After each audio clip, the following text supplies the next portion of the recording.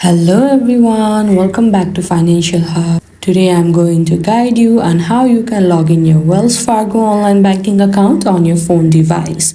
Make sure you open an preferred web browser. Now at the search bar you can search www.wellsfargo.com. You will be led to this page and at the top right corner you can see sign on. Simply tap over there.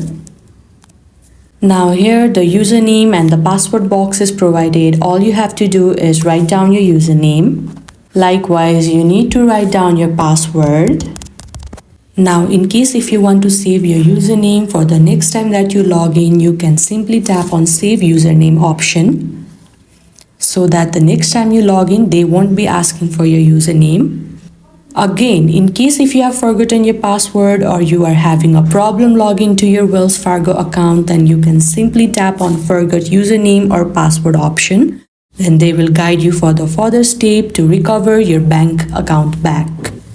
Now in case if you have your username and your password ready, you can simply tap on sign on and you will be successfully logged into your Wells Fargo banking account in your mobile device. I hope this video helped. Don't forget to like this video and subscribe our channel Financial Hub. Thank you.